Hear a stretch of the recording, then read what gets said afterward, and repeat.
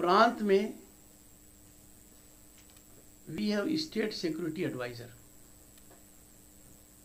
वो 2018 के मध्य से हैं। उसके पहले वो राज्य के पुलिस महानिदेशक थे, डीजीपी मिस्टर सरजीत कर पुरकायस्ता जी। 2018 के मध्य में उनकी नियुक्ति हुई। उनके कार्यालय में एक लंबा चौड़ा स्टाफ भी है। उनके एक डिप्यूटी स्टेट सिक्योरिटी एडवाइजर भी हैं और अधिकारी भी हैं। आपके राज्यपाल के सेक्रेटरीट में अधिकारी नहीं है, उनके अधिकारी हैं। मैंने सरकार से पूछा कि राज्य के हालात चिंताजनक हैं, इनका दायित्व है सिक्योरिटी एडवाइजर। अल-कायदा ने पांव पसार लिए हैं, जगह जगह इलीगल बॉम्ब मेकिंग होती है, इलीगल मेड बॉम्ब्स का उपयोग होकर लोगों को जान देनी पड़ रही है। जिस क्लब को अनुदान दिया जाता है उसकी छत उड़ जाती है। निहाटी के अंदर बॉम्ब ब्लास्ट क्या हुआ आप सबको पता है, और डिस्पोजल कर रहे थे तो एक नया दुर्घटना हो गई। मैंने पूछा कि इनका दायित्व क्या है। 1 साल से ज्यादा समय हो गया, मुझे नहीं बता रहे हैं। दूसरा, political violence, political vendetta, political killings प्रांत में निरंतरता से हों, ये चिंता का विषय है।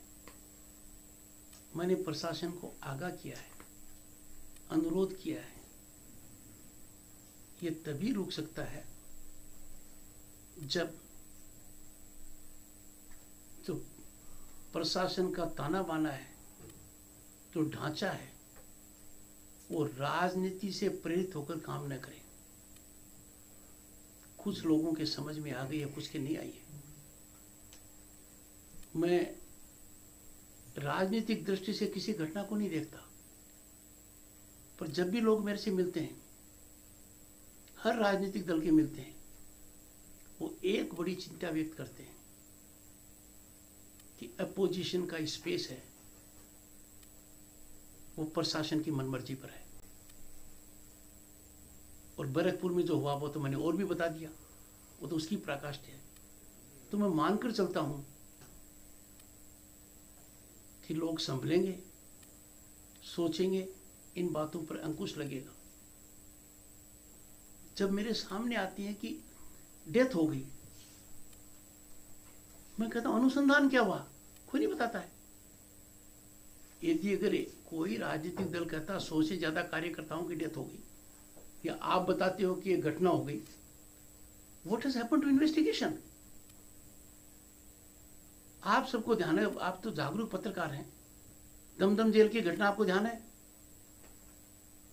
सरकारी आंकड़ों में 5 मरे, पर वैसे कितने मरे पता नहीं है। आपके राज्यपाल ने चीफ सेक्रेटरी को कहा कि मेरे को इसकी जानकारी चाहिए। उन्होंने कहा कि डीजी प्रिजन्स को कह दिया है। पता नहीं डीजी प्रिजन्स को कितने साल लगेंगे, वो तो नहीं बता रहे हैं। This is a very dangerous trend. I hope it comes to an end in the interest of the people of the state. जब आपने पूछा है, दार्जिलिंग गया, मैंने यूनिवर्सिटी ग्रांट्स कमीशन के चेयरमैन को बुलाया, निमंत्रण दिया कि Paschim Bengal is home to greatest of institutions.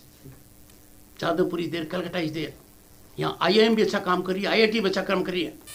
क्या लिया मैंने माननीय मुख्यमंत्री को लिखा कि Jadavpur university should be university of national eminence. आपके केंद्र से क्या शिकायत है मुझे बताइए, नहीं बताइए। Partho Chatterjee has a rare ability to cage vice chancellors, to politicise vice chancellors, and उनको धरने पर तो बैठा दिया। वाइस चांसलर्स ने एक फोरम बना लिया। देखिए आपने कि ट्रेड यूनियनिज्म, जहां हम नालंदा और तक्षशिला की बात करना चाहते हैं, वहां क्या हाल कर दिया है। ज्यादा दिन ये नहीं चलेगा, लगा हुआ हूं समझाइश में। जब एक वाइस चांसलर को नोटिस दिया तो सरकार की गुजारिश आई कि इनके नरम रुख लीजिए। उनको गुरुजन मानता हूँ, उनसे लड़ना नहीं चाहता। मैं उनकी दिक्कत समझता हूँ कि वो राजभवन और सरकार के बीच में पिस रहे हैं, पर इतना नहीं पिस सकते कि अपने मौलिक दायित्व को भूल जाएं। Therefore, education in the state of West Bengal is being destroyed brick by brick by totally ill-advised, politicized working of Partho Chatterjee। और ये बात सार्वजनिक इसलिए कह रहा हूँ कि मैं उनको कह चुका हूँ। उन्होंने मुझे कहा कि राज्यपाल जी, हमने तो नियम ही आपको मानने के लिए बनाए, उनका एडमिशन है मेरे लिए, आप उन नियमों को पढ़ नहीं सकते। एक नियम बताता हूं क्या है। यदि मैं किसी मैं वाइस चांसलर की हैसियत से किसी वाइस चांसलर को चिट्ठी लिखना चाहता हूं तो मैं नहीं लिख सकता उस नियम के तहत, मुझे सरकार को लिखनी पड़ेगी। फिर सरकार यह तय करेगी कि वो आगे वाइस चांसलर को भेजे कि नहीं भेजे। समझ गए सर? टीएमसी का आरोप है आप बहुत ही प्रोएक्टिव है, ये तो पूछ चुके हैं, और आपको स्पेशल एजेंडा देकर दिल्ली से भेजा गया है। आपके पास है एजेंडा? वो मेरे सामने टीएमसी का सुनिए टीएमसी ने बताया एजेंडा, पता नहीं आरोप लगा रहा है। और आप छोड़िए, आप उनके आरोप को मेरे से प्रश्न पूछ रहे हैं। मतलब कितना नहीं, कितना आप गलत काम कर रहे हैं। आपसे कोई प्रश्न पूछता है, आपको उनसे पूछना चाहिए था ये कौन सा एजेंडा है, गवर्नर साहब को किसने एजेंडा दिया है, इसकी जानकारी आपको कैसे हुई है, कब हुई है, ये नहीं पूछते आप, और मेरे से पूछते। पर मैं क्या जवाब दूं आपको? और मुझे बताइए, भारत के 70 साल से ज्यादा इतिहास में क्या कभी किसी नागरिक को पूछा गया है कि कोर्ट में क्यों गए हो? पुलिस ने लिखित में, ऐसी दुर्दशा तो इमरजेंसी में भी नहीं थी। कल आप कोर्ट जाओगे और पुलिस स्टेशन का नोटिस आएगा कि हमें जानकारी मिली है, सरफेस पर ये लिखा उसमें कि आप कोर्ट गए हो, तो आप बताएंगे कि आप कोर्ट क्यों गए हो? आपको नहीं लगता कि आप कितने भयावह स्थिति में हो? सर कि हालात इतने भयानक हैं, फिर भी राज्यपाल उनका आकलन कम क्यों कर रहे हैं? ये आरोप लग सकता है मेरे ऊपर। स्थिति बहुत विस्फोटक है, भयानक है, मानव अधिकारों का हनन किस प्रकाशना पर है? बताइए मुझे। 10 ईंट और आधी बोरी सीमेंट आपको खरीदने का अधिकार है क्या मर्जी से? जिस दिन हो मेरे से चर्चा कर लेना। अभी तक 59 कृषक आज तक मर चुका है दिल्ली में, उसके बारे में आप क्या कहेंगे? मान्यवर, वो वहां पूछना। आप मेरी बात से थोड़े दुखी हैं कि नहीं है कि 9,800 करोड़ रुपए राज्य के किसानों को क्यों नहीं मिला? आपको दुख हुआ इसका? कुछ कभी लिखा आपने? किसी 4 किसानों से बात की? आप जिस बात का कर रहे हैं उसका कितना आकलन किया? मैं नहीं करना चाहता। मैं पश्चिम बंगाल का राज्यपाल हूं, यहां का दर्द समझता हूं, यहां की पीड़ा समझता हूं, और मेरे को पीड़ा होती है जब आप किसानों की पीड़ा नहीं देख रहे। आप अंदाजा लगा सकते हैं क्यों कहा मैंने? आग कहीं भी लगे चाहिए, सबसे पहले आग पांव के नीचे बुझानी चाहिए, और यही मैंने मुख्यमंत्री को तब कहा था। Before getting engaged into fires elsewhere, douse the fire under your feet. उसी तरीके से मैं आपको भी कहूंगा, अपने आसपास देखिए। मुझे तो नहीं लगता कि अम्फान का जो यहाँ करप्शन हुआ है, पीडीएस का हुआ है, सड़कों की जो हालत यहाँ पर है, सिंडिकेट का जो हाल हो रहा है, जो ये पेड पार्टी की मैं बता रहा हूं, मान्यवर मेरे से ज्यादा मत कहलाओ, दुखी मन से ज्यादा नहीं कह पाऊंगा। कोई इस बात से डिसएग्री करता है क्या कि सिंडिकेट का कितना बोलबाला है? सैंड के सिंडिकेट का क्या है, पत्थर का क्या है, कोयले का क्या है? देखा होगा। हाल के घटनाक्रम से आपको यह भी नजर आया होगा कि कदम उठाए जा रहे हैं। कानून के दायरे में शासन चलता है नहीं चलता है, ये मेरा दायित्व है। कानून के दायरे से अलग हटकर शासन चलेगा, संविधान की मूल भावना पर कुठाराघात होगा, तो राज्यपाल को अपनी शपथ निभानी पड़ेगी। क्या राज्यपाल होकर मैं लोगों को नाउम्मीद कर दूं कि यहां तो चुनाव भ्रष्ट तरीके से होंगे, यहां तो सरकारी तंत्र राजनीति का ही काम करेगा, सरकारी दफ्तर का, सरकारी वाहन का, सरकारी धन का उपयोग राजनीति के लिए किया जाएगा? मैं पश्चिम बंगाल की जनता को नाउम्मीद नहीं होने दे सकता। मुझे नहीं लगता कि कुछ लोगों को सांप क्यों सूंघ गया है कि इतना बड़ा दर्द भी नहीं देख पा रहे। पर बरकपुर कमिश्नरेट में क्या हो गया? कुछ लोग एडिशनल चीफ जुडिशियल मजिस्ट्रेट के यहाँ गए और एक दरखास्त लगाई, उनसे पूछा, नोटिस देकर पुलिस ने, आप वहां क्यों गए, क्या आधार है? क्या आपने कभी कल्पना की थी कि आप किसी भी कोर्ट में जाएंगे तो पुलिस नोटिस देकर आपसे पूछेगी कोर्ट में क्यों गए? It is violation of human rights, it is usurpation of authority of the courts, it is incursion in the domain of judiciary, it is indicative of police state. Crime जिनकी जांच होनी चाहिए थी, क्या कल्पना कर सकते हो मेरे खिलाफ कोई जांच हो वो मैं खुद करूंगा? मैंने माननीय मुख्यमंत्री को पत्र लिखा, उनका ध्यान आकर्षित किया कि कदम आपने उठाया है, क्या यह कदम पोस्ट फैक्टो कवरअप है? क्या जो गलत हो गया उस पर पर्दा डालने का प्रयास है? और मैंने सरकार को आगाह किया कि मुझे वो जांच की रिपोर्ट चाहिए, आज तक नहीं दी गई है। पत्रकार बंधुओं से अनुरोध करूंगा,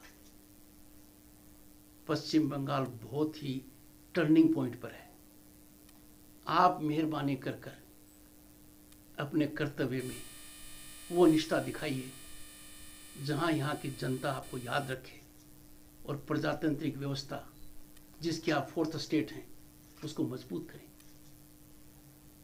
पता नहीं आप उस रिपोर्ट को क्यों नहीं लेना चाहते, क्यों उसकी मांग नहीं कर रहे हैं, क्यों उसका पता नहीं लगाना चाहते हैं?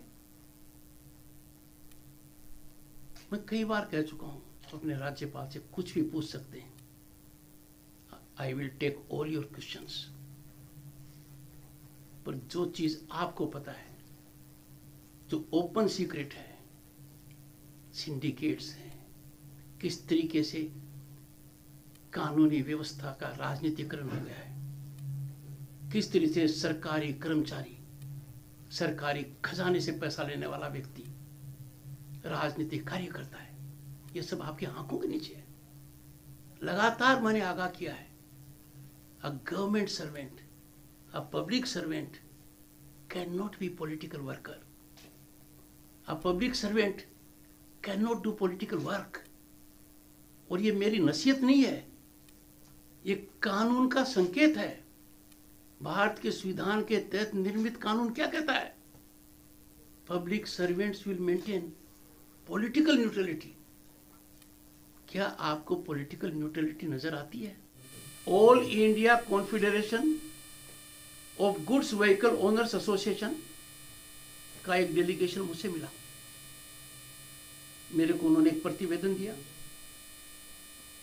और मेरे से व्यापक चर्चा की। उसके बाद federation of West Bengal truck operators association का डेलीगेशन मेरे से मिला और उस डेलीगेशन ने भी मेरे से चर्चा की। उनका एक मुद्दा तो था कि रिवाइज्ड सेफ एक्सेल लिमिट है, इसके लिए भारत सरकार ने जुलाई 16, 2018 को नोटिफिकेशन जारी किया था और पश्चिम बंगाल में लागू नहीं हुआ। पर दूसरा उनका था, मेरे को रसीद दिखाई है मेरे पास, कि syndicates are operational, parallel governance with the assistance of government servants who are not doing government work. They are doing the work of those syndicates. And what is that? Sand. Slip 3000 की है, गिट्टी 10,000 की है, code 20,000 की slip है। वो slip आपके पास है तो कोई पुलिस वाला आपको रोकेगा नहीं, आप सीधे जाइए। मैं जानना चाहता हूं क्योंकि लंबे समय से चल रहा है। It is unconstitutional, it is illegal, it is crime, it is syndicate at its worst criminal stance. ऐसा कलेक्शन होना इज इंडिकेटिव ऑफ माफिया राज। ऐसा कलेक्शन होना इज इंडिकेटिव ऑफ पुलिस राज। ऐसा होना प्रजातंत्र के ऊपर धब्बा है। सरकार का पक्ष है कि हम किसान की मदद कर रहे हैं। मैंने लिखा है मुख्यमंत्री को, आप किसान की मदद कर रहे हैं, इसका इस बात से क्या लेना देना है? ये कोई लोन थोड़ी मिल रहा है किसान को, सब्सिडी नहीं है, इट्स 100% ग्रांट। किसान की कुछ भी लैंड होल्डिंग है और पश्चिम बंगाल में वो 70 लाख से ज्यादा है। इस जिले में जो हर किसान है उस हर किसान को अब तक शपथ दी जा चुकी है 14,000 की। हर साल 6,000 रुपये मिल रहे हैं, अब तक 14,000 मिल चुके हैं। सीधा उनके बैंक अकाउंट में आया है, बिना किसी बिचौलिए के, बिना इंटरमीडियरी के, बिना किसी कट के, सीधा उनके अकाउंट में आया है। पूरे देश में हर किसान को ये मिला है, पश्चिम बंगाल के किसान को ये नहीं मिला है। पश्चिम बंगाल के 70 लाख से ज्यादा किसान इसे वंचित हैं। पश्चिम बंगाल के मेरे किसान भाई, उनकी लैंड होल्डिंग छोटी हो चाहे ज्यादा हो, हर किसान को इसका फायदा मिला है।